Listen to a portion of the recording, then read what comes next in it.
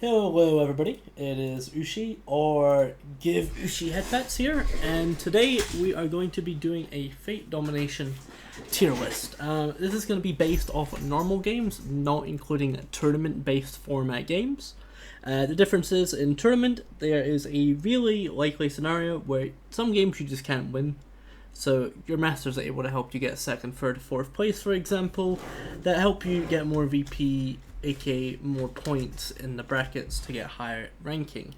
Today we're going to be going through just the normal games, mainly aiming to try and win, and seeing the strengths of masters and the weaknesses of masters. This update will be up to the new beta update with the newest masters with the Shiki patch, aka Shiki, Soren, Fujino, Goldolf, and Reynes or Rhines. So we're gonna go straight into it. I actually want to leave this one for later on, so we're just gonna start at Kurtsugu. Kurtsugu, I think, is probably A tier. Origin Bullet is extremely valuable, and honestly, half its strength is just, bluffing and just holding on to it. Because the thing is, you can threaten it at any stage of the game as long as you don't play it, and people just have to respect you.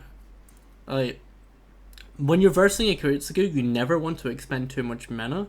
That normally means Carry can win if he uses more resources, because as long as he's after you, he can always threaten Bullet. He can even threaten Bullet before you if it's with your once per game ability. That is good for really cycling decks. Cycling bad cards in your hand to maybe draw a new card that could help you win the fight, or a Surveil, for example, to go to Recon. Carry just has a lot of good stuff going for him. He can remove any card from his deck. So for example, for Riders, I would actually recommend taking a 4 out, just a base 4 power card. And taking in Origin Bullet, because it just works with Rider class really well as well. So overall, I think Carries is really good. The only games where he'll struggle in really is where he can't use Bullet efficiently. That, I mean, is also kind of dependent on your servant, but overall, he is pretty good, I would say. Yeah, there's not much to say. I think he's just a really solid all-round master, has great opportunities to win, very threatening, very scary to verse. And Origin Bullet is one of the best master abilities to this date in the game. We're going to go straight into Tokiomi next. I'm going to go put Tokiomi in C tier, I am pretty sure. Tokiomi basically gives out items, and then they are items that give buffs, and then buffs get exchanged by using the buffs. Tokiomi gains 1 VP. When a player that has a item is eliminated, Tokiomi grabs the item and can use it for himself, limiting him to using 1 item per turn. Previously, it was you could use all 4, but that was nerfed due to it being a bit too strong.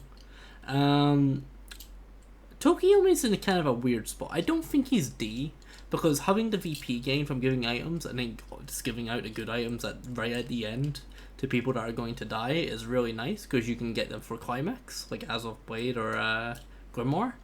I think the biggest problem I see with him is a lot of people like to give it to players without really knowing who they are servant-wise. Randomly giving out some of the items can completely break some servants, becoming absolutely insane. For example, I got the mana reduction item on Atalanta. So basically I was spending no mana at all, and as soon as I went Berserker, it was really nice too, because I didn't have to expend too much resources basically at any time. But overall, Tokiomi's kind of okay. The problem is, the items he gives to, if he gives them away early, the people that usually have the items don't usually die anyway, because they help them out a bit. But overall, you barely see him play. I think the only person I could knowledgeably, that I could say that plays it consistently would be Bong. My boy Bong, shout out to you. With a lot of these masters, there's normally at least an individual player that plays that master a lot. And are pretty known for playing that master. But overall, I would say Tokiomi is kind of this niche. He works. He can gain VP, and if he gets the items, he can win. But, there's just better masters to do. If you want VP gain, and if you want a bit of combat, there's better masters you can go over Tokiomi. But overall, I don't think he is more of a demerit. I think if he plays it right, he can give the items to people that don't get to use them much, but can in scenarios where he would gain VP. And obviously, people that get eliminated, he can use the items for himself to help win in climax rounds. Before then, he's basically just got some VP gain for his items and just a normal vanilla master. Next is Karya. I'm going to put Karya in the A tier with Kurtsugu. I think Kurtsugu is better, so we're going to leave Kurtsugu there. Karya is extremely strong in my opinion. Great mana gen, costs a bit more to move for sure. He has the Nemesis thing, where basically the person to the right of him, he has -2 power in all of his fights. The Nemesis can't move, and then if Karya is able to beat the Nemesis, he gains an additional 2 VP, I'm pretty sure. I think it's 2. It may be 3, but I am pretty certain it's 2 VP. Basically, Karya just wants to just hunt down the one person, make somebody his prey. That I would say has little demerit. When he breaks, when his target is dead, or his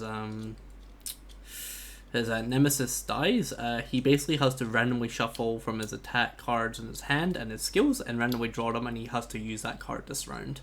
That card could be a once per game, it could not be. I think the only additional value it gives is a card that you draw automatically has +3 power.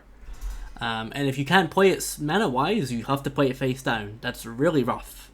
But overall, I think he's still pretty good. He's got good VP gain, he's got great mana gen, he's great with Berserkers, he has small downturns due to his mana gen again. Like, he only really needs a single downturn most times, at most 2, compared to other people that have to do 2 to 3 without using command seals. Overall, he's just great. Like, the only thing that's iffy with him is moving, and if your nemesis is a interactive servant that just wants to sit and workshop and recon all game. If that's the case, it's kind of rough, but he can completely negate some moving servants like Francis Drake, for example, and make the game living hell for them because they can't play the game. But yeah, we're going to leave him in A tier. He's got a bit of demerits, but nothing too overshadowing that I think he is bad. I think he's decent in basically almost any game because of his mana gen.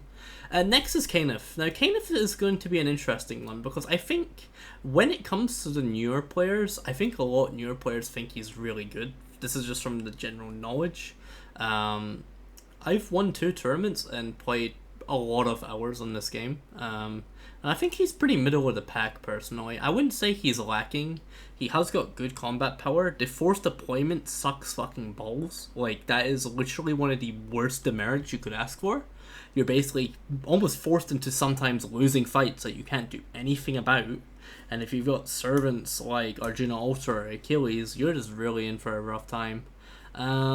His combat power is great, but predictable mainly. The negate terrain one is very nice, and the +2 power. His luck's kind of lacking as well, but at least it is something he can use if needed. Overall, I think he's fine though. He does have a lot of mana issues. That's why he can play skills without 8 mana.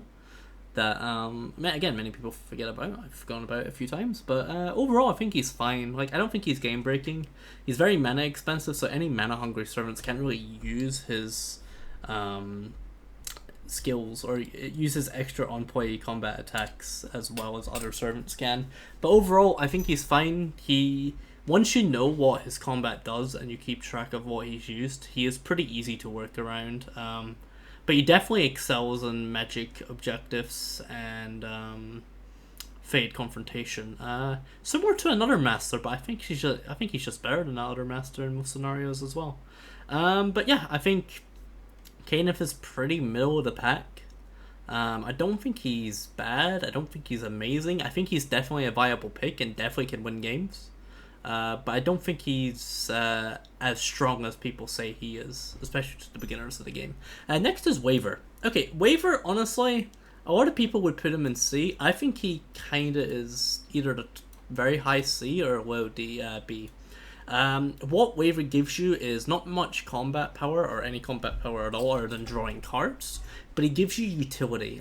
Utility that you can use. You can basically look at all face down objectives in Shinto at all time, so you always know. You can't randomly deploy in Shinto to get fucked by a bounded field, for example. You know it's there. You can look at people's hands. That definitely helps in anger fights, and he can put one to the top of the deck. This ability is insanely niche, but it definitely is good. Being able to pretty much prevent someone from using a luck, for example, or like a berserker card or a 5-power card in Angra is absolutely insane and really, really strong. It is definitely a strong ability. It does soft nerf some people. Like, for example, I would say Kiritsugu is a soft nerf. Like, maybe Iris Veil as well would be a bit annoying because she would gain one less mana, for example. But also, it'd be really crippling for certain masters like Fujino or masters like Female Hakano that have to discard a card with some of their abilities. As well as Rider class servants, they definitely would struggle in that regard as well. Next, we're going to go on to Uryu. I think Waver's just going to stay and see. Uryu, I don't know. I don't think he's D tier. He is barely played at all.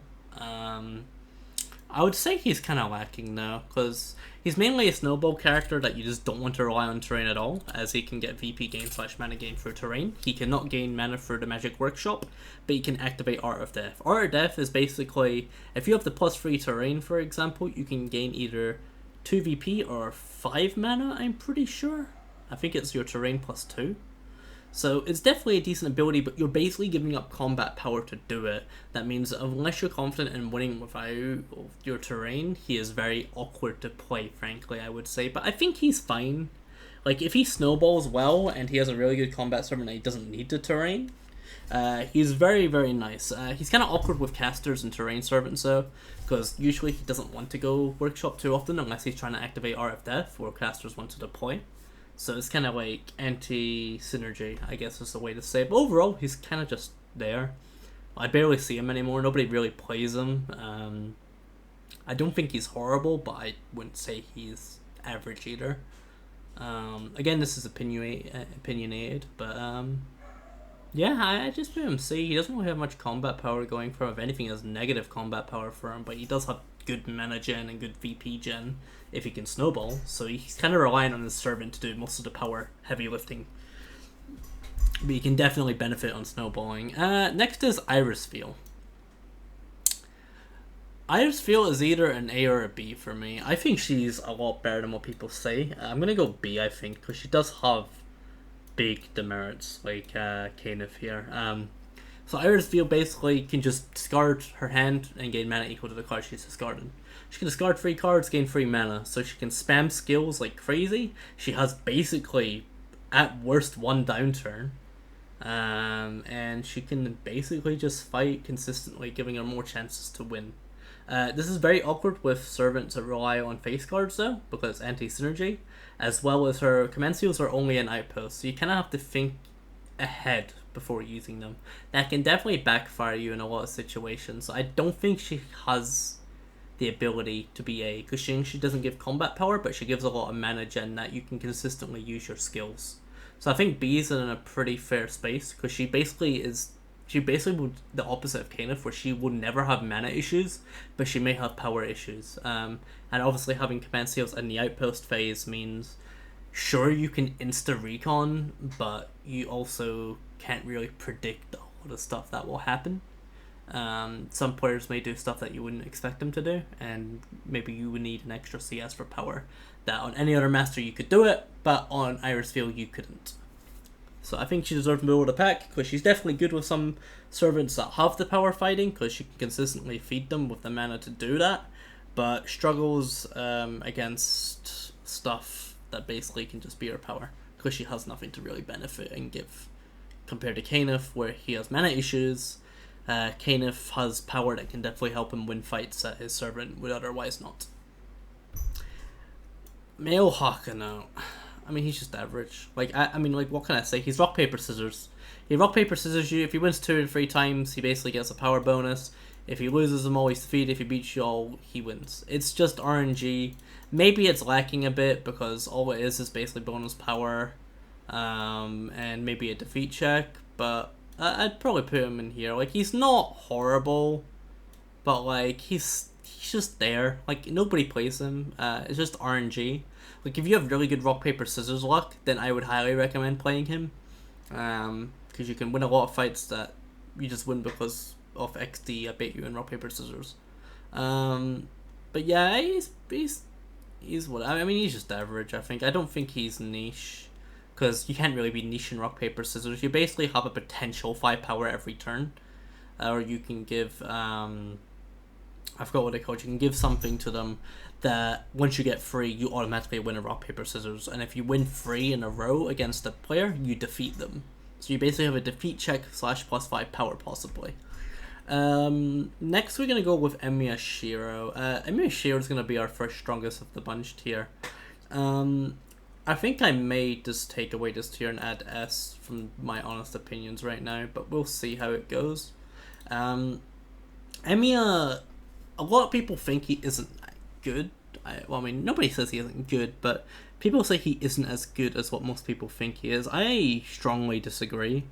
I think even with Angler turns fucking you, a lot of masters get fucked by Angra anyway, and a lot of servants get fucked by Angra. So outside of Angra, you basically got an additional 5 power card every turn for 1 mana that has a type, again, in addition. And there's also Noble Phantasms, so small Noble Phantasm checks get countered as well. He's got Avalon, that is the best master skill in the game to this day, as it is the only one in the game that basically lets you survive elimination. You lose all your mana, but as long as you keep 1 command seal, you can go up to 8 mana to play either face cards and Concho, or your skills and possibly Concho if you have the mana to do so. So he's very simple but very good. He's simple but efficient, right? Low mana cost on his card. He has 1 mana card. His only real demerit in his whole kit is he starts with 2 mana. That is barely a demerit, considering, for example, we have Tasaka Rin, that basically starts with 4 mana but 1 less command seal. So basically, if you wanted to make it that they're a vanilla master and their additional stuff, Emiya himself would have 8 gems compared to Rin's 6. Yeah. Emiya's good. We'll talk about Rin later on when she gets onto the list. But I would say that Emiya is arguably one of the strongest, if not the strongest, master to date. Next, we're going to have female Hakuno. Now, I don't think she's OP. I think she's actually S. I know this one might be surprising to others, but like, I haven't seen a game where female Hakuno doesn't get value. She's got 4 unique skills, 2 that are good, 1 that's okay, and 1 that's kind of bad, unless you're like 2 servants. But she's consistent. Like, she always will be good in a way, and that's what I think this tier's for. Where I think no matter what servant you get, your master basically can help benefit them. Like, maybe besides 1 or 2, but like, that's really niche. I think in a normal game, she just provides so much for basically very little downside. So she has a lot going for her in that regard. I don't think she's as OP as what she was on release. Nowhere near. But I think she is definitely decent enough to deserve this S tier. Because they're just consistent, decent addition power cards. Great in Fade because you can basically get a bit extra 5 power. She has small in-play edition cards. You can only play 1, but it's normally like an extra 1 or 2 power and an ability that can definitely change a fight. I wouldn't say she's OP. I think strongest of the bunch is stuff that could get a slap on the wrist but doesn't need it. I don't think anybody needs a nerf. I think some stuff may need a buff though. But I think in this regard, I think I would just put female Hakuno S tier. You're welcome to disagree in the comments, of course. I would say she's either S or high A, because she just basically, like, she always is useful. There's never going to be a game where you have female Hakuno and you're like, fuck, she's completely useless, none of my skills help my servant. And if you think that, you're probably playing your servant wrong, to be completely honest. Anyways, we're going to go straight into next, Rani. As much as I want to put Rani here, she's really not, like, she has no combat power at all. She has event. I'm going to say she's usually useful. She has no combat power at all, but she has event manipulation. And being able to force yourself to have last turning point, or force nobody to have it, is absolutely insane. You can basically make the game the most unfun experience for one player. That's why not many people like versing Rani, is because they have the control to just basically make people live or die. Her predictions are the reason why she's got that ability, because she has people to king make. She's a king making master that can mainly benefit herself from having a good objectives when she needs it, and if she's like a berserker, for example, she'll just slap angerers so she can get guaranteed wins against most servants. Overall, she's fine, simple. Event manipulation is very good.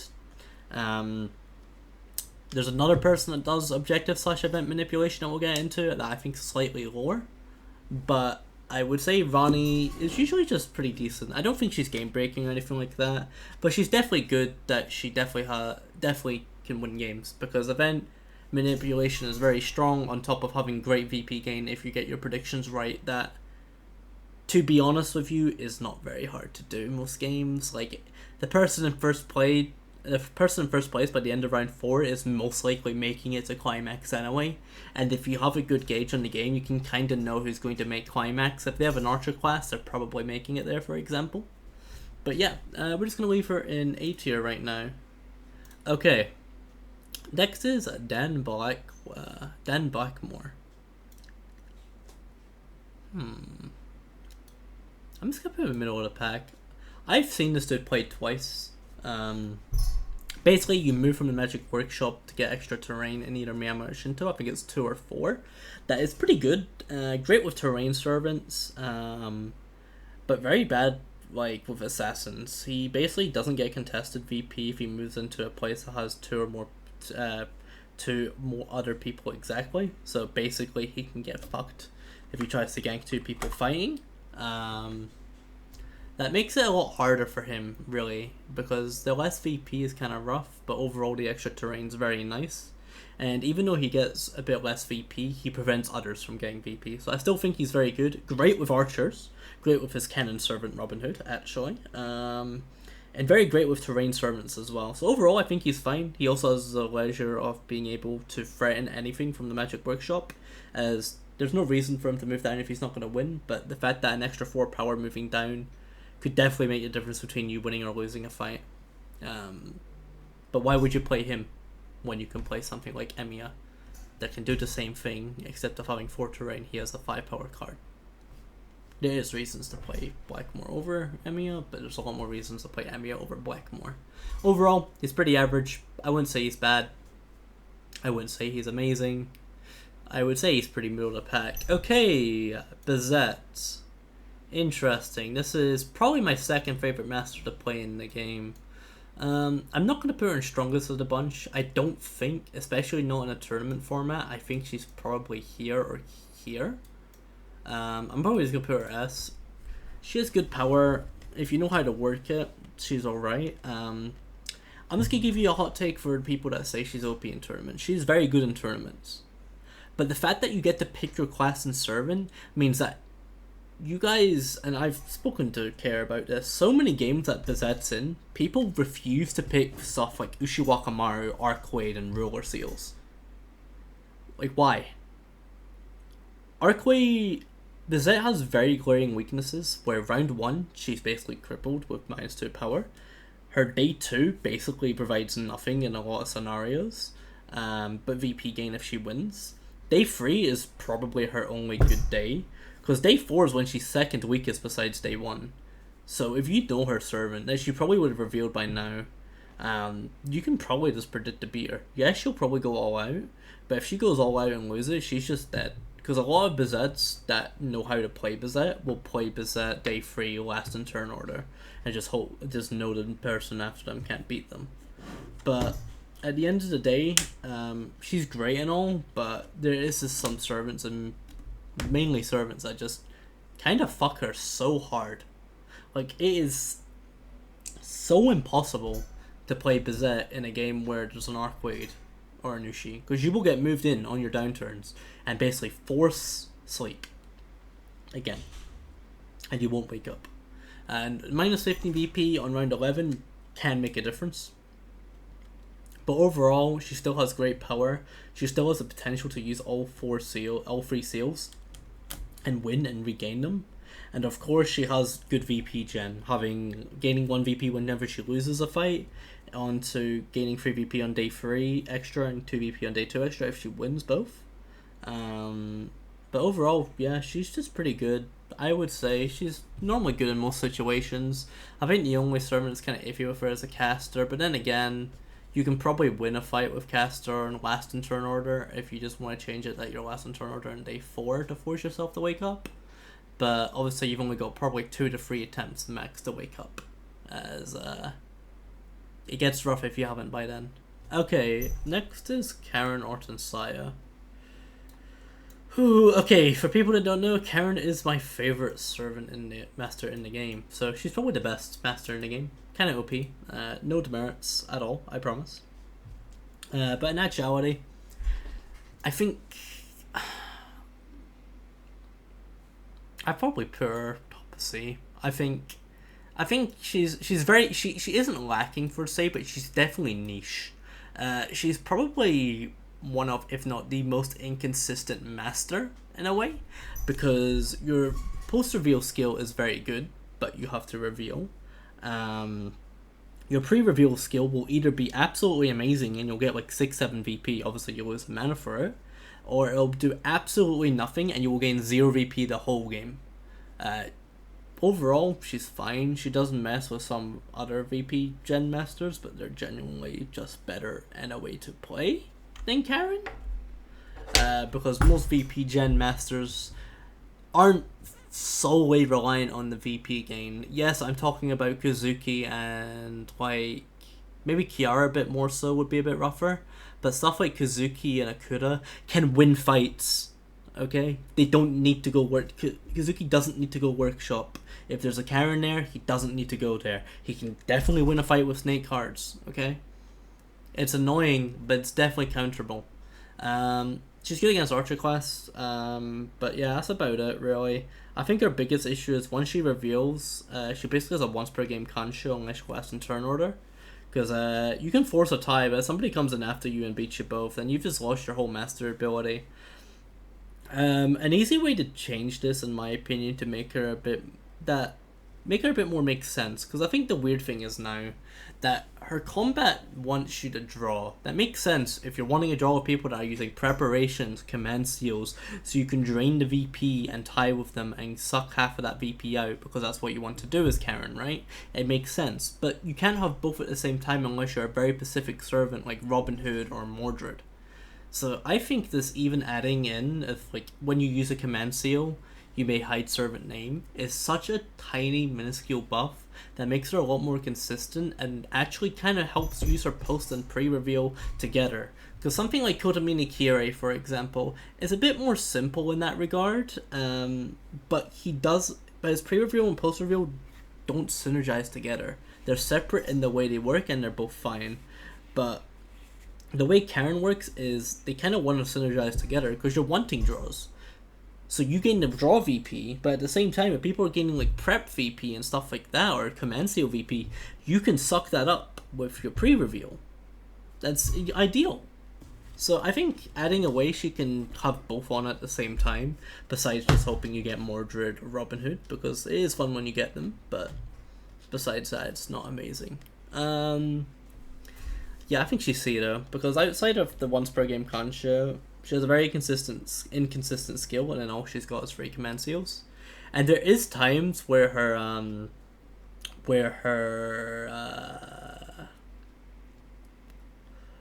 there's times where her pre-reveal probably demerits her more. Like if you have like 9, like let's say you have 10 mana, right, or like 11 mana exactly, right, and you're planning on going down to Shinto to win, and then you go workshop, and someone plays Archer class. You lose 2 mana, you sure gain 2 VP, but now you have to command seal to gain mana to win Shinto. At that point, it may not be worth, or you may have needed it to win the fight. There's times where the VP drain, the mana drain fucks you over, and no, I don't want to optional. I understand that it would go against lore heavy reasons, and yeah, I just think being able to get the pre-reveal with the post-reveal would be a great buff for Karen, and not make her overly dominant. Because right now, I think Waver is better than her, personally. This is just my personal opinion. I don't know. I think she's probably around the Uryu tier, I would say, where I think they could definitely get some love. I mean, like I don't think she's D tier. A lot of people I know say she's D tier that I'm very confused about. I don't think so. I still think she can benefit, but she's just very niche. Like, there's going to be games where you have zero value with Karen, and there's going to be games where Karen is going to be the bottom of D, and there's going to be games where she's like mid A, and that's just kind of how it is. Because if you don't get any value from your pre-reveal, and then your post-reveal gets fucked in one turn, that, to be fair, the post-reveal would be your fault. She is useless. She's just a vanilla master at that point. But if you get good VP gen, and then you can force ties with like assassin class, because that's definitely her best class, she's probably bottom of A or high B, I would say. But in probably most games, she's probably just C. Like, she'll get 1 or 2 VP, and then after that, yeah. Anyways, Alice. I'm gonna put her in A. Before nerfs, she was here. After nerfs, I think she's here. She's boring and she's kind of meh, but she has the potential to be at 2 places at once that can fuck her over, but also incredibly win. Being able to win both objectives, last and turn order, basically just doubles your VP output in times where you can win. That is insanely good. But also it gives contested VP when you use it. But overall, I think she's fine. I think she's pretty balanced, but like, her demerit isn't too crippling because you're going to be using most of your mana to win fights anyway, and when you're winning double fights, you're basically winning 2 fights. That means you can afford to have another downturn. As well as another good thing that Alice's do, I mean, I've seen Keeper do it as well, and I can see why, is you can basically force both terrain advantage spots onto yourself, meaning that other players can't get the terrain there. That, especially on something like Take High Ground, you can force no terrain, so you basically have a 6 power advantage against anybody that comes there. But overall, I'm just going to put her in A. Julius. Now, Julius before his buff would easily have been D tier for me. I think he's C tier though. I don't think he's bad anymore. Being able to get rid of your shit cards is such a nice ability. You can basically cycle your deck and just make it strong. I actually think, you know, I'm going to be a hot take here. I think Julius is B. I think the ability to go and deploy an action is nice. It's not game breaking. It's nice. But being able to get rid of your bad cards in your discard is very insane in a lot of servants. It will take a few turns to do so, right? But like, if you got all your shitty 2s and you're not a writer, you can just get rid of your 2s, so you constantly are drawing your lucks and your 5s, etc. And you're constantly having good face card damage. I don't think he's like super strong, but he's definitely better than these servant masters in my opinion. But yeah, I think he's B. Pretty simple. Pretty self-explanatory. Leonardo. Leonardo's B. We'll put him...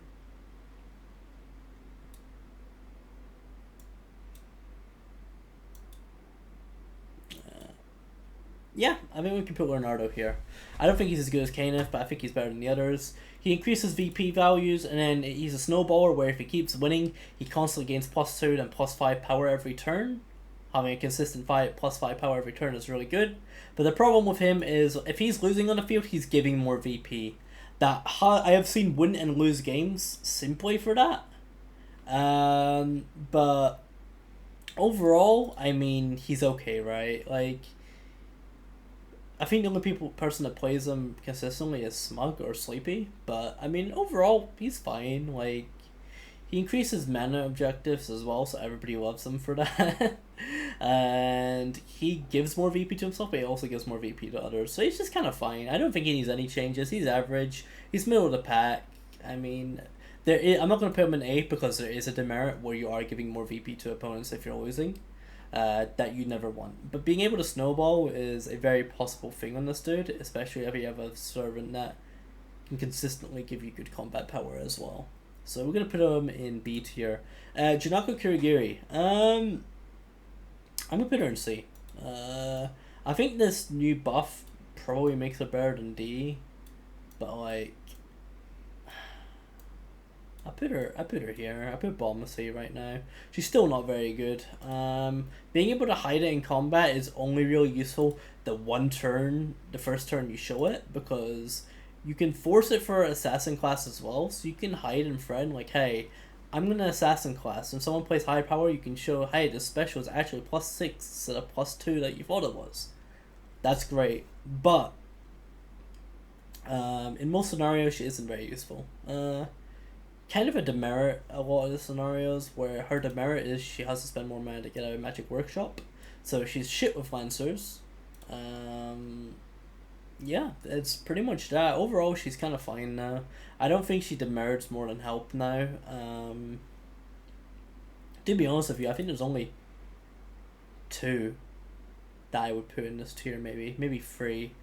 I like this tier is like stuff that this is a tier that needs buffs. Junako just got a buff this recent patch.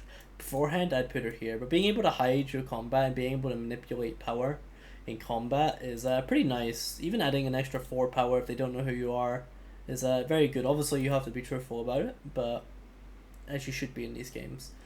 Twice Peaceman. Now, the genuine fault of this dude is he is D. He is so bad. Objective manipulation is bad, right? Being able to just like hard stomp objective reliant servants and climax is bad, right? Hot take. I think he's high C.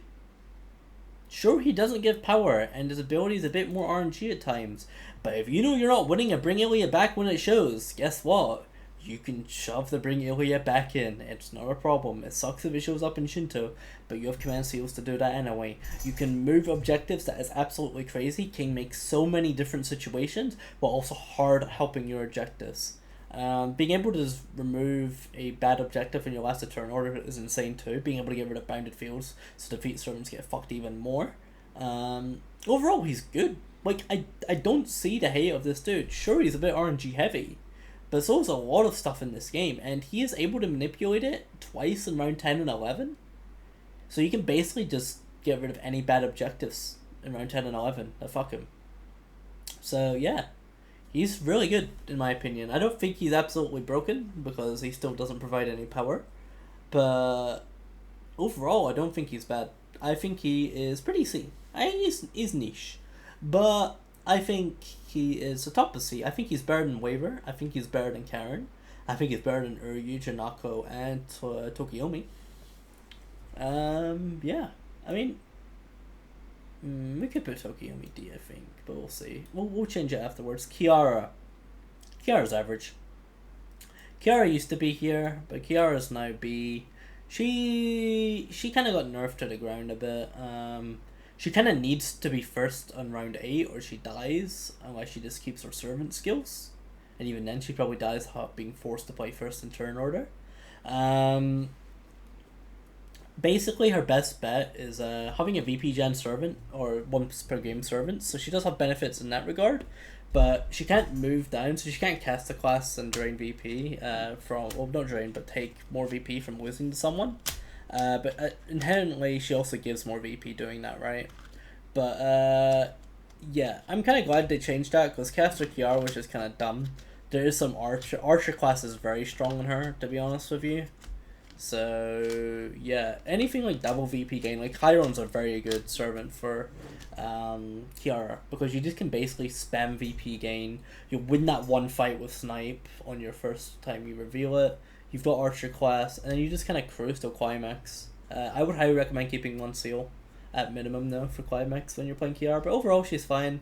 I think she's I still think she's good. I think she could be top of B. Because her Climax is definitely threatening, but I don't think she deserves to be A. If she is A, I would say she's near bottom of A, so we may change her. Darnik's just a poor man's terrain master.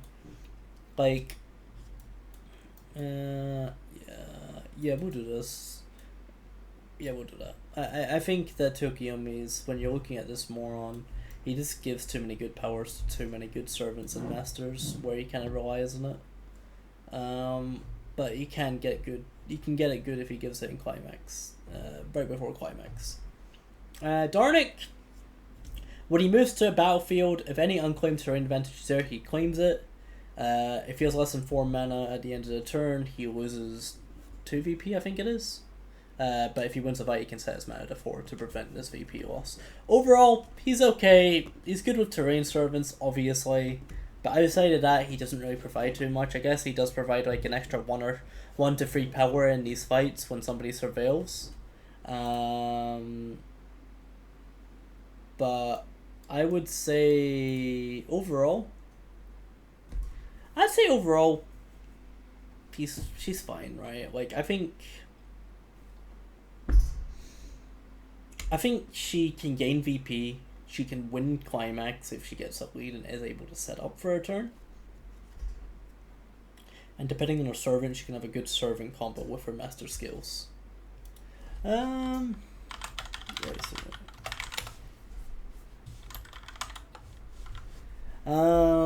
yeah, I would say she's fine. Middle of the pack, like she's able to drain VP. She has a strong climax if she can set up that one turn, but if she can't, she usually dies in most scenarios. But she has nothing until climax, basically, other than a little bit of VP if you lose in a fight you deployed in. That is okay. It does help, but yeah. Yeah, I'd still say that she's pretty bad. Or not bad, not good. She's middle. Where she is fine. Rin. Okay. When people hear about this, they're probably gonna think I'm putting her here. No, she's C tier. I think she's around the same tier as Shinako, to be honest with you. Rin has 10 gems. Starts with 2 command seals, and that's it. The gems either can make you play a 0/1 once per gem, gain 1 mana once per gem, or discard your hand to draw a new hand. Discard like 2 cards from your hand to draw 2 cards from your hand once per turn, pre-climax. You can do it infinitely amount of times, I think, post-climax, I think? Is it up to 3? I think it's infinite times post-climax. But easy way to say it is you start with 4 mana and 2 command seals. So let's use 4 gems straight away, because that makes you have 8 mana. That makes you basically a normal master, vanilla. Your whole servant kit is technically 6 gems. So you have 6 instances of you can play a 0/1 magic in addition, or up like 6 in between all of these. 6 times you could gain 1 mana that you can only use once per turn pre-climax, by the way. So if you're trying to seal for our archer, turn 1, you've got the seal, buddy. Unless you get a +2 mana and a +1 thing. If you get 0 mana, you're fucked. She basically, yeah. Well, I mean, what else would I say? She basically just has that, or she has the discard and draw cards. It's niche, but can definitely help in scenarios. But overall, I don't think she's that good. I have played her this tournament, and it's probably my least enjoyable one with the master, because it's felt very crippling. Starting the game with 2 command steals is not a nice feeling, but I think she's too niche. I think a way to buff her, like realistically, I get you want to keep the meme for her losing a command seal. I think having her, at least giving her a way to regain gems, or make the usage twice per turn. I don't like. Unironically, right, I think the easiest way to give a good buff to Rin that doesn't make her broken, right? Now listen to me out. You guys might disagree with her, but I think with this buff, she can go from here to like maybe low A.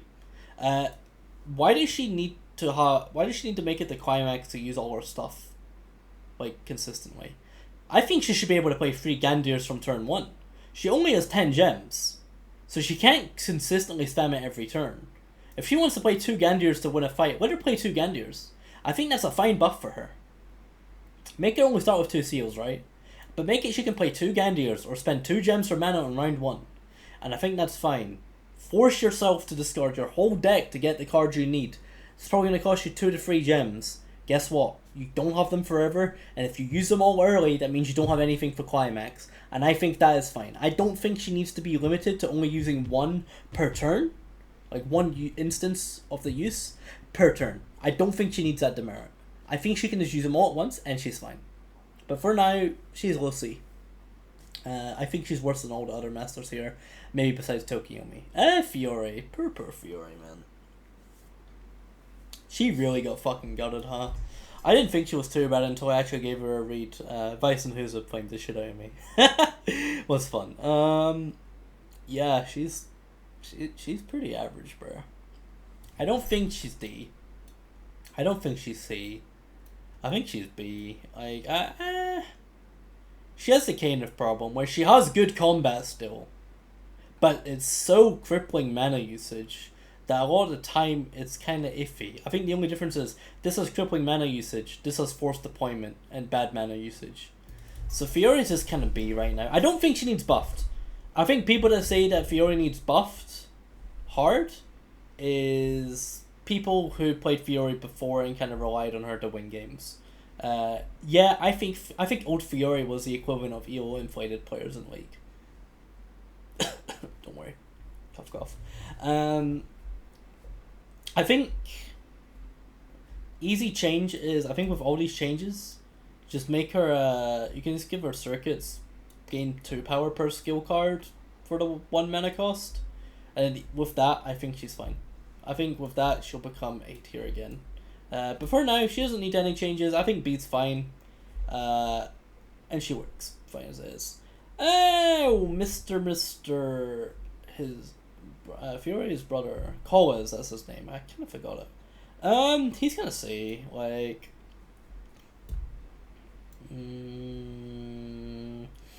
nah, I think Heron's better. I think Colas struggles from the problem where he basically doesn't gain mana, half the mana from events. That is huge. He can spend VP for mana that's kind of meh, and he can set up Blasted Trees.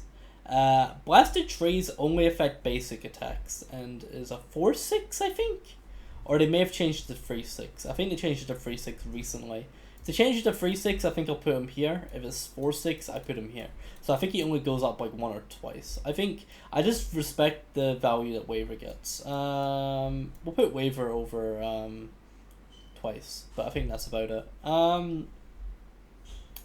Colas, I would say, struggles. But the thing is, if Blasted Trees weren't only basic attacks, I think he would be here. Like, hot take. But because they are only basic attacks, he's kind of just niche. He's good against basic attack servants that have one particular type. There's not a lot of servants besides riders. He does have a pay 2 mana ignore the defeat status around if you deploy Workshop. That is a very niche but very useful skill. I have seen Colas win games off that skill. So, yeah. Overall, he's kind of just lacking. The half mana gain from events is kind of meh. But overall, I would say... I would say he's kind of lacking. Yeah, I don't know. Like, he could be B, but I'm going to put him C. I'm just going to put this as my opinion. I don't think he's good. I barely see anybody play him anymore. But I don't think he's as bad as something like Vryn, for example. Because he can still net gain the mana from going Workshop from the events, because he can spend 0 VP to gain 1 additional mana anyway. The Blasted Trees, at the end of the day, are still a 3 or 4/6 card, so it's a bit higher power for the low power servants, and also is very good against face card reliant servants like Okita or Riders. So I think he's fine. He has his place. Sieg pre-buff was C. Sieg post-buff, that was a while ago now. I think it's B. Like, he's good, right? I think the way he works is very nice. Basically, you just fuck over so many servants. Your second skill that reduces base power of 4 cards to 0 is insanely good. And you have basically a Balmung in addition. Obviously, you have the defeat check for it, but if you play Lock, you're fine. But overall, yeah, he's kind of awkward. Having to spend a command seal to use your things kind of limits you on wanting to use command seals for mana and power for etc. I think he has got the same issue as Rin, because Rin starts with 2, he starts with 3, but you kind of want to use his seals for his power, not for other stuff. So using seals for other stuff on this dude feels pretty crippling compared to basically any other master. Still though, I think he's B. Like, he's good. I'm gonna put Kiara low A, bottom of A, I think. But I think Sieg is still pretty middle of the pack. He is really useful still. And to defeat things pretty avoidable once you know what people's decks are. Because they need to have like a 4 or 5 basic agility that not all servants have, by the way. So I think he's fine. He always adds decent combat, and if you want to avoid a defeat, you can just pay the mana cost of it.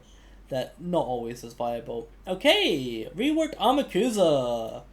This one I have seen only a few times, but I think he's A. Not S. I think he's A. Like, now hear me out. He's the opposite of Nemesis, on where he fucks a person that goes before him every turn, is it? I think it fucks a person that goes before him every turn. Let me check.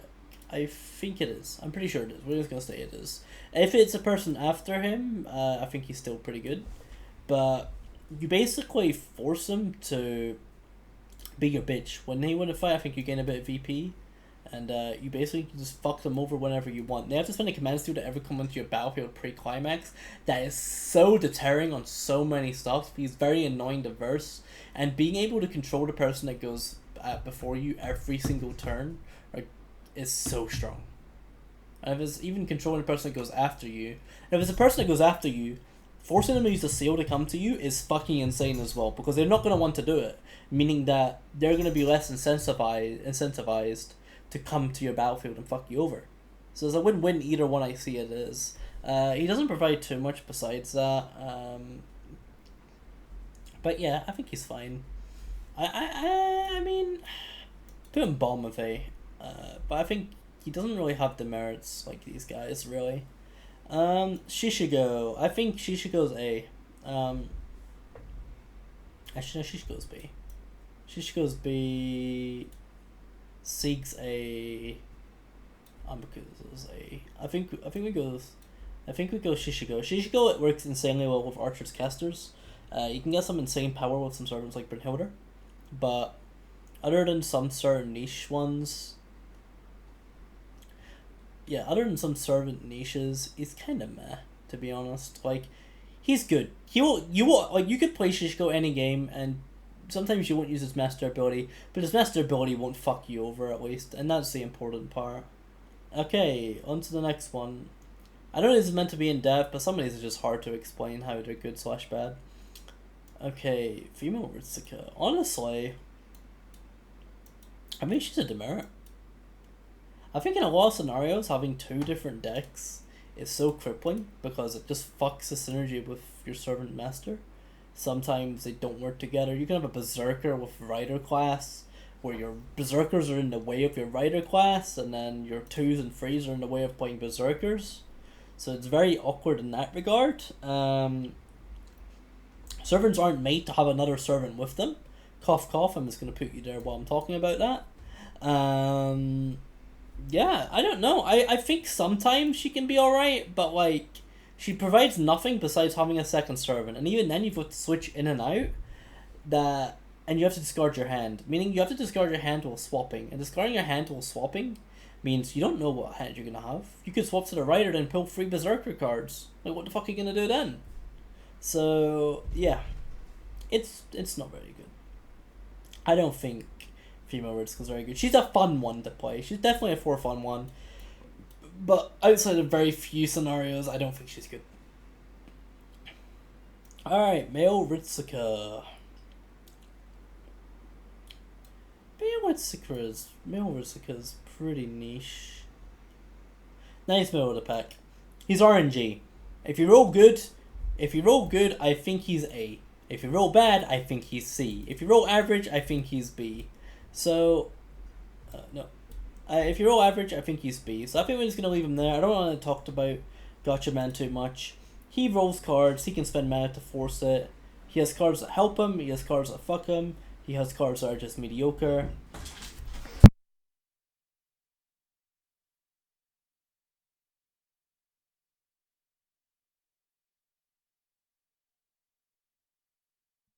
Alright, yeah. I think male Ritsuka is pretty average. Sorry about the little mic cut. Yeah. I think he has being able to force mana to draw as many cards as well as you want. Just pretty much avoids the RNG part of it. So I think he's pretty average. Put him here. Yeah, I think we can put him here. Foe's middle of the pack. Command Seal, your skill goes -1/+1. Some servants is fucking bonkers, some servants is fucking useless. That's Foe for you, okay? That's just how he's gonna work. Scion, as much as I'd love to put Scion here and here, she's kind of C. Yeah, I'd probably put her here. She's lacking. A lot of servant class cards aren't that good, and some of them just look like a straight up downgrade, personally. You basically have to reveal your class card too, and for boons that don't have class card, a lot of them don't benefit from it as well, but some non-archer archers are good, so I think she'll just go up there. But in a lot of scenarios, her EX card doesn't really do too much, but there's definitely ones that are better. She's fun though. I do enjoy her. Kadok. Kadok's niche. Kadok has disruptive events. I think the disruptive events are able to fuck over a lot of servants and masters, but overall he's just more of a master that tries to be annoying, and he doesn't really provide too much power himself. So he's saying the servant reliant, where if you've got a good servant, he works well. Because he can consistently get good objectives out, drain VP and mana from other players, and gain elite that way. Overall though, he's kind of niche, but he's kind of fun. He kind of has his purpose. He doesn't need a buff. I think the top half of C probably doesn't need a buff. XD. I'm just gonna move that. I think this is 3-6. If it's 3-6, I would rate this over Karen. If it's 4-6, I would rate Karen over that. That's how close I think these two are in rating. But yeah, I'm just gonna leave Scion there. Half her cards benefit her a lot, the other half don't really at all. That's why she's C. Now, Mr. Shinji. He's almost good in every situation. I don't care what you say. You get to choose. I'm pretty sure you get to see your servant, then you pick, correct? Or I'm pretty sure, right? I'm pretty sure you pick when you see your servant. It depends who you're with. I think some people would say before or after. Either way, you can change into Sakura. That's like climax fucking beast if she gets infinite mana. Or you can have two servants and you can go all out. He has the demerit of losing a command if he loses a fight, but if you're not misplaying, you're not going to be losing fights. And he gains 1 mana whenever he enters Miyama at any point. So, meaning if you walk down from Workshop to Miyama, it's basically free. If you deploy Miyama, you gain +1 mana, basically going as a Workshop spot with terrain. And being able to use your command seals freely to swap into another servant is really good. As well as getting a hidden servant value later into the game when people don't know who you are, brings a lot of unpredictability that otherwise wouldn't work. So overall, I think Shinji's a very good master. Both of them are good.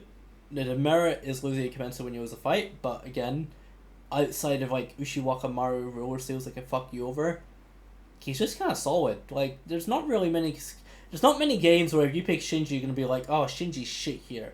Yeah, he's probably bad with stacking servants, right? That want to lose fights, but like, at that point, you just probably change to Sakura so they can maybe stack better. But overall, he can basically guarantee win a fight with his triple seals, and then swap servants if he really wants to anyway, or swap to Sakura, where he regains his command seals. Ophelia is A. Prolongation is one of the best master skills in the game. I think she is deserving of there. I think that's about it. I think Ophelia, she has disruptive events that can possibly benefit her and benefit others, unfortunately, as well. Can also fuck others over. She has Day of Peace, that when she's ahead, she will spam the fuck out of, so you can gain less VP. Basically, the only thing you need to remember with her, the only demerit on her is round 7, you have -10 power. Just put that in your brain. Round 7, bad, Ophelia. That is it. Prolongation will win you so many fights and completely kill some servants, like Mordred, for example. If you're Mordred and there's an affiliate in your game, good luck trying to have fun. You're not allowed to have fun, bro. Affiliate's just gonna kill you in 10 out of 10 scenarios.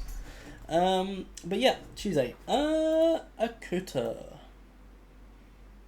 I would say she's S, but China brings her down to an A. Probably the highest of A in my opinion. Akuta is unfortunately riddled by China fucks her just as hard as it fucks anyone else. China objectives prevent usage of certain types, benefits players that use one card, for example, and they basically are forced to fight an NPC every turn with normally somewhat average power.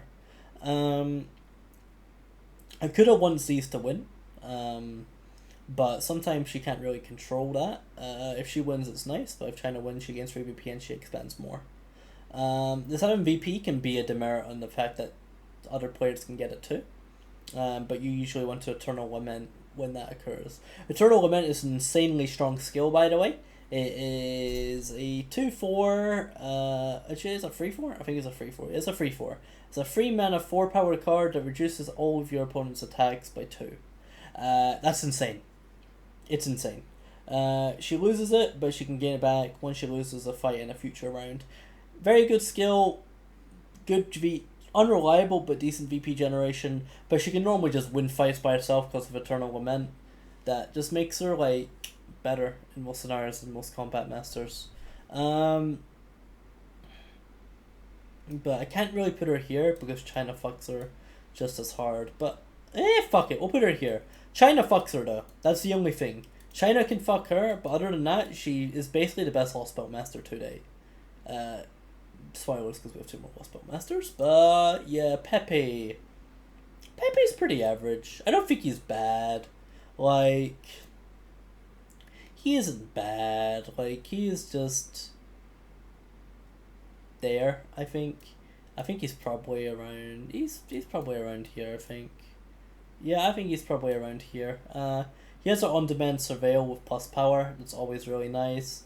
Again, his events can fuck him just as much as help him, but he usually can get some really decent VP gain, and he has some pretty terrifying power as well. Overall, I think Pepe's fine. I don't think he's broken. I don't think he's weak. I think he's pretty middle of the pack, and in most games, I think you will be able to get use of him. Like, I think he's definition of middle of the pack. Like, he's not weak, he's not strong, he's there. Woodim. I think unfortunately Woodim is... I think Woodim demerits him more than it helps him. Basically, he gets Chromolia, and once he gets a certain amount of Chromolia that he can get enough for free from the objectives that randomly spawn, he can expand. The objectives basically only help him, as they should, with the way he gets it. And the other way to get Chromolia is to either deploy there and then leave, and you get terrain equal to the Chromolia. You get Chromolia equal to your terrain that you left on, or win the fight. Now the problem is, if Woodim can't win the fight, people can take the Chromolia and they can use it for mana and power, and everybody will grab enough for free at one stage of the game anyway, so use it for at least 1 mana or 1 power, probably 2 down the line. This fucks Woodim. His own skill has fucked him in so many games I've seen. He does have the combat funny meme that's a 721 in combat that you can predict on, right? It's cool. I love that. It's such a cool card. It shouldn't die to Saber class. So I think the easy way to fix that is make kids damage immune to getting reduced. Or set. And that would make him probably C. I think he just provides too much to his opponents. Now Goetia. In a normal game, I think Goetia is very oppressive. Probably... put him A tier. Goetia, super strong early game, slowly has to kill himself to use resources, and if he loses all his demon gods, he dies. But in most games, he's probably not going to lose all his demon gods, so I wouldn't worry too much about that anyway. Overall, he's fine. He has a lot of utility. He has no command seals that makes it rough. But overall, he is pretty strong, I would say. And very obnoxious diverse. Early game, he's very annoying because he has so much utility. and just normally brute strengths you. But if he gets fucked early, he kind of dies. He can't take down turns. His master literally doesn't allow it. You're killing yourself if you take down turns on this dude, and that's the big issue. You don't want to caster with this dude. You do not want to caster with this dude. Tiamat's pretty average. Probably on most people in B, that's how it should be. Tiamat is pretty average. She has additional cards that reduce her cards she can play per turn. She's good consistently with mana wise. She can have decent, consistent permanent power, especially with permanents up. She's very good with permanent servants like alter egos or even caster classes that can have the extra 2 free power. And then she can just basically power check you with her permanents while using little to no resources while doing so. She has a bit of a demerit though, where she gives 1 extra VP whenever she loses. Basically a little less demeriting than Leonardo's one. But overall, she's fine. She gives decent cards. I think she's slept on, but having no command seals definitely does hurt, and Goetia just does what she would do better. Prisma Ilia. Okay, now this is going to be a hot take. Prisma Ilia, before, when you grabbed 1 servant, I think was probably, like, C. I think she's S now. Yeah. Basically, she can draw your whole hand and have your whole hand on lay-by. With the new system of how you draft servants, you get to pick 1 out of the 3 servants you pick.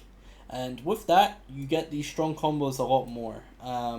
She's insane with servants that just need more cards in their hand in general. She's great with berserkers. You can micromanage your hand to get rid of the bad ones. The only nerf to her that's came off recent is another master coming out that I think you can still avoid by just keeping 1 card in your deck, and you kind of just know what it is by just looking at the rest of your hand. But she gets kind of good in every situation. She works. Like, she's consistent. I'd probably put Shinji here, Bazette here, Akuda here, and I think we'll leave it at that. But overall, yeah, she's just consistent. Like, she's just good. Like, I feel like I could play Prisma Ilia every game, and there would be a servant, and you're like, fuck, this is good. There's a niche that you can serve here, and that is basically how Prisma Ilia works. She's very decent. Right, Magical Amber. Okay, Magical Amber, before nerf, was the best master in the game of Emiya. After nerf, is probably A. Why, you may ask? Yes, the power of the card is garbage. She can still keep perma 4 cards in her hand, and she burns people's workshops. That is crippling for them, and she has the best anti-terrain card in the game. Yes, it's better than Kanos. I don't care what people say. I don't think she's as bad as people think she is. Probably lower in the A tier list though. Probably around here. I don't think she's bad though. I don't think she needs love. Like, Kiara and like Amakusa I could see being B. I don't see them being lower than B though. Like, they still don't have bad stuff going for them. But yeah. Talking about A, we're gonna put Sakura there. Sakura is stressful as fuck to play. She has the same problem as Kiara. You basically have a massive target on your back. But I think Sakura is just more consistent on where if Sakura makes climax, if her servant is good, she's more servant reliant, but like, if you have a good servant, you're probably going to get more value from having infinite mana free card plays than being Kiara anyway, if your servant is good. If your servant isn't that good, then you'll grab more value from Kiara. So I think let's put Kari above these two, and I think that's the way we would put it right now. Sakura used to be S, but she lost the ability to have Black Shadow while not being first place. Or while not being last place, and that was really fucking strong. Ilia. Ilia's lacking, man. Like, a lot of people like Ilia because she just has more mana and she has mana gen. But let me be honest with you, if you're wanting mana gen for mana gen, just play Irisfield, bro. Play her mom. Her mom's just better in that regard. She's strong, like, in some servants. Some servants are really good where they're lacking mana resources to do stuff. Ilia is very good with them, but she provides no power and she has a little bit of VP gain. That little bit of VP gain can help you round 8 onwards if you kill somebody that is eliminated, pretty much. If you beat somebody and they get eliminated, you gain 2 plus VP, really. But yeah, other than that, she's pretty meh. Like, she's niche. She doesn't really work too well. She's just mana, and that's all she really is. So I'm gonna put her in there. Kira. Now, I'm gonna put him in S, but not for the reason like the others. The reason why I'm gonna put him in S is because I think he is good in every situation. He has a 2 mana recon and a +2 power permanent when revealed. Is that game breaking? No. I don't think he's strongest of the bunch. I don't think he's stronger than the other masters here. But no matter what, when you're picking Kirei, you're going to have value. You know the servant boxes of everybody that you picked, aka you know the classes of them. You know what to worry about. It's a very niche option, but once you kind of like figure it out, you kind of figure out who others are.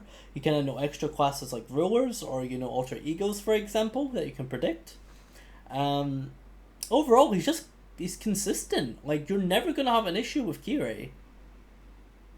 Like, you can always go to recon easy, and you have permanent 2 power when revealed. There's no downside to him, but the upsides are not super strong that he's broken. He's just good in every situation, and that's why I think he's S tier. I don't think he's broken. I don't think he's stronger than any of these masters. Hell, I actually would probably... You know what? Yeah, fuck it. I think Carry is good in almost every situation too. Like, Carry's bullet is so game like breaking in so many ways. So yeah, I do think he's S tier just because he's consistent. Pre-nerf Karen, I think, kind of was better than Kirei, but now Kirei is definitely better than Karen. Because the thing is, Karen's stuff kind of wants to be used together, but can't, weirdly. Where you can just go to recon, and then when you want to reveal, you reveal, and then you just have basically an extra command seal worth of power every turn. That's never bad. So overall, Kirei's fine. He's not broken, he's not super strong, but he has no demerit. And that's why he's here. Kazuki. Now, Kazuki is best of the bunch if he has a caster class or archer. But other than that, he's just kind of good. He has good VP gain. Little demerit, he adds 2 snakes to his deck. That's basically double type 0/5s. That is amazing. Like, why would you like ever not want that? It's just consistently good. He doesn't gain mana from Magic Workshop, so he does have some mana issues, but you're usually wanting to use his command seals for mana anyways. So I think he's pretty fine in A. Okay, Zoken. Zoken is shit. I'm sorry, Jeremy. I know it sucks, but unfortunately for Zoken, he kind of needs to be bad. Zoken starts with more mana, no command seals, and he drains mana for people he beats, or if he's uncontested, he gains mana. If he doesn't gain a certain amount of mana, he loses. Basically, if you ever expend a decent amount of mana as Zoken and lose a single fight, you are dead. You are dead. Like, any other servant can use command seals to get back in, any other master, or have other ways to get back in. Zoken doesn't. There will be games where Zoken snowballs and still not win. There will be games where Zoken snowballs and stomps. But a lot of games, Zoken will get punished 1 round for making a mistake and just die.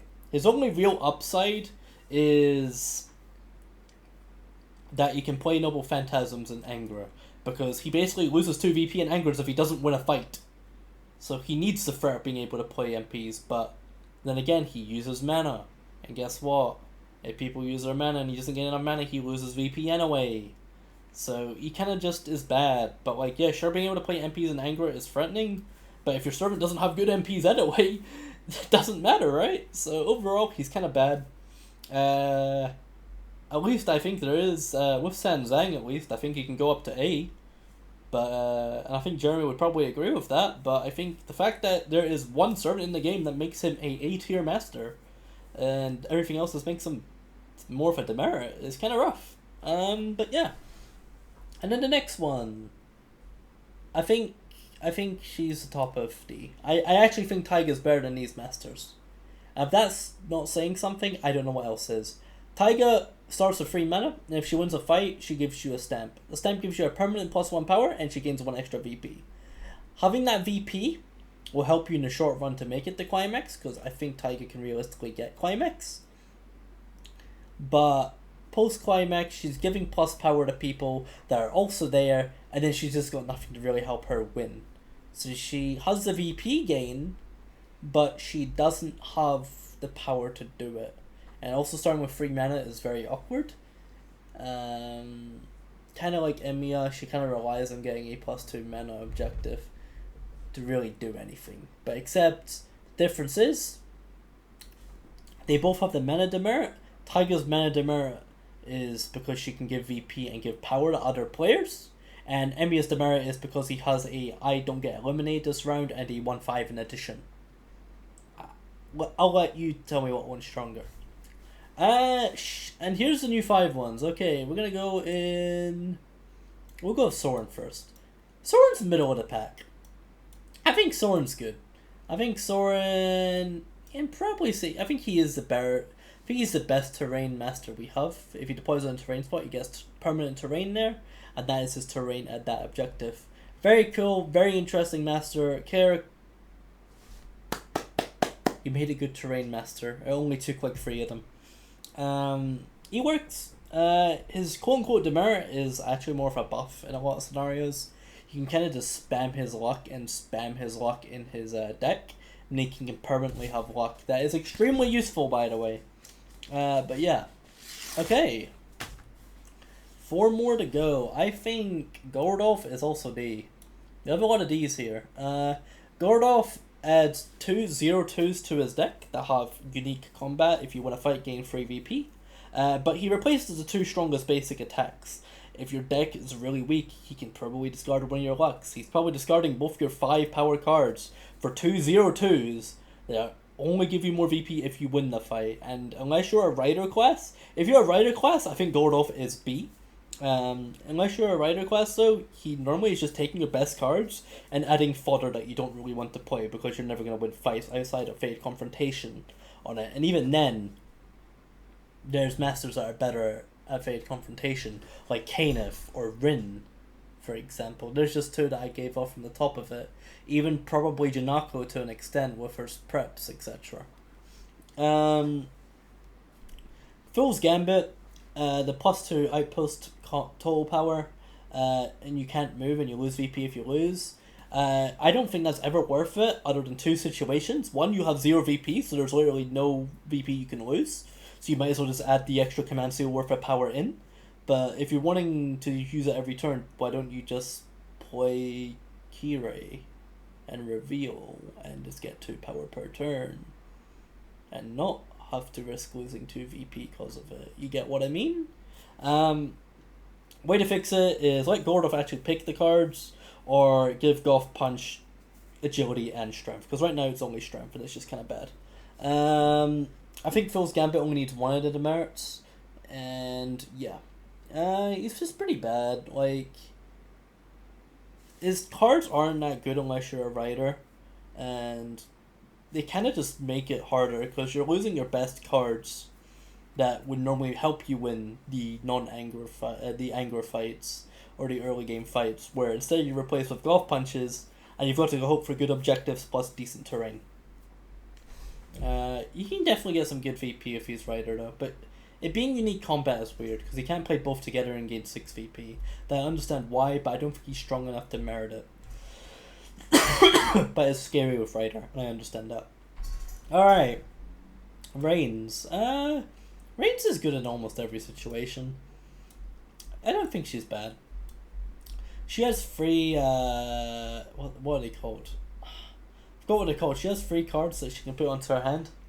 One that lets you just see someone's servant. Passive combat, gain 1 mana. She has one that gives her +2 combat in the passive combat if it's in your hand. And she has a card that lets her play an extra card in addition when she plays it. And then she has a card that is a backward surveil in action or surveil in passive combat. She's just consistent. She's just consistently good. She has 3 great cards that she can add to her deck that have great passive combats, and there's just not really any demerit to her. Her only demerit is when she loses a fight, she discards her hand. That in some scenarios is a buff. And she also steals VP from people in elimination areas. So if somebody's last place in round 2, let's say somehow there's a Dantes in the game, and everybody but one player gained 1 VP and everyone else gained 2 VP. That one person has 1 VP, if you beat them, you just steal that 1 VP. Even if it's round 2. It's not round 8 onwards, guys. That is from round 2. She's basically got Ilya's card, Ilya's Dress of Heaven, just consistently throughout the game.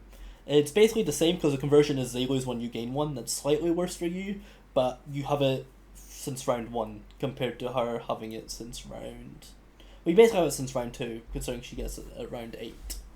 Alright, Shiki. I think Shiki's B. I think being able to remove cards from the game is a cool as fuck concept, but it's pretty good. I think she actually benefits a lot. Being able to play 2 different type cards for low cost in addition is always nice for colored objectives. Being able to look at the bottom of cards decks, including your own, lets you know what's on the bottom of your deck, so you know if you got fucked by RNG. You can always friend people's cards when they play basics. You can remove their lucks if they play 4s. That is absolutely game crippling. And she has the niche defeat of defeating anybody that has 0 cards in their deck, including herself. But you have a magic card that can force a card from your hand into your deck.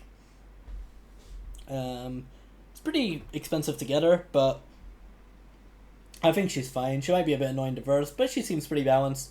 She has decent combat for decent mana, and she has some decent effects, but nothing too game breaking, and she's pretty middle of the pack. And from the new batch of servants, masters, she's probably my favorite to play. Ryan's is pretty up there too. But yeah, I'd probably play Shiki like in a tournament. I enjoy her that much that I would probably play her there. And then we have Asagami Fujino. I think Asagami Fujino is the one master I would put on the Emiya tier right now. People in S tier could possibly go up there. Probably the top 4 could, top 5 maybe. If it was a tournament, I would put probably there. But I think that's kind of how it is. Asagami Fujino has a free 5 in addition. That isn't MP, so she can use it in angers as well. She gets quote-unquote demerits from injuries that basically give her some annoying debuffs for a few turns. And then once she breaks her spine, unlucky, they all turn into pain, basically, making her all her cards reduce 1 mana, and I think the turn she breaks her spine, she gets to play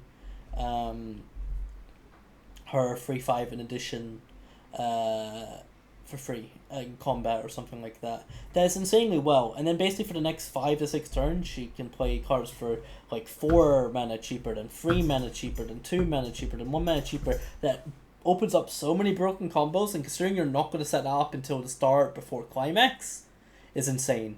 Because then you have some cheaper costs, and you're basically playing like you have infinite mana, because you're basically adding a fucking 5 power card for free. You're basically infinite mana Sakura if you play it right, to be completely honest. She's just strong. I don't think the downsides from the injuries shadow how she works. She's just really strong. I think she could get a nerf. I think Emiya is just a stable best master. I think right now, for a first time in quite a while now, I think Emiya isn't the best master in the game. I think Asagami Fujino is the best master in the game right now, because I don't think her demerits are too crippling. They are relatively new, so changes will probably occur, / opinions may change, but I think of the time I am recording this, I think Asagami Fujino is the best master in the game. She is very strong. She doesn't have really, like, her demerits aren't really demerits in my opinion. Some of them suck, but like, you're basically only gonna have them for like 3 to 4 turns anyway, and you have a free 5 in addition that can be used in angers. And never mind her fucking warp space thing that doesn't really do much other than be annoying. Because like, if you're playing in Miyama and you're winning a fight in Miyama, you just play that and then activate it, then people have to spend free mana to come to you. and people in Shinto have to surveil up to you instead of going to recon, for example. And it just makes all the map fucking annoying and completely fucks some servants. But other than that, that's it for today. We're just gonna go through them all. Yep, these are fine. Shinji, Bazette, Akuda, Fimo Hakana, Prolia, Ryan. I'll put Bullet over Ryan's, and Kiri. Again, the reason why I put Kiri here is because he is literally the definition of good in every situation. Put Kazuki over this. Guetti over Alice. Damn, yeah, Alice isn't as good as she was before. I think Shiki. I think Shiki is probably. I think Shiki's better than Kiara. But I don't think she's better than Sakura. Ronnie is good. Seek's good. Magical Amber still has niches. Amakusa is decent. Fury, yep.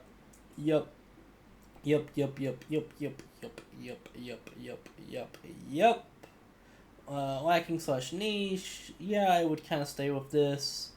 Demeriting, I think I'd say female Ritsuka is less demeriting than these ones. But yeah, and then Miyu, I'll talk about Miyu quickly. Miyu can either be here, or Miyu could be here. It really depends on what servant you draw. I don't think Miyu actually can be here on her face. I think she can be 8 here. Just because her master ability is basically her install cards. Her install cards are all good. It's basically just a mini version of the class cards that are once per game, but it gives you some nice utility. But she's kind of hard to balance and rate in tier lists because she is literally the opposite of like standard. She's a wild card. Anyways, I hope you guys enjoyed this. It was just a quick video on a current tier list. If you guys would like to see one based on tournaments, please leave a comment down below or at me in Discord and Fate Domination. I would be named basically Ushi or #1 Karen Simp. You'll see me pretty high up in the rolls if you want to contact me. Anyways, thank you very much for watching. If you guys want to see more future Fate Domination content, please leave a subscription, leave a comment, and leave a like. And of course, feel free to play Fate Dom with me on Fate Dom Discord. I'll leave a link for that in the description below if you're ever interested in trying this game out. And I'll see you guys in the next video. Peace.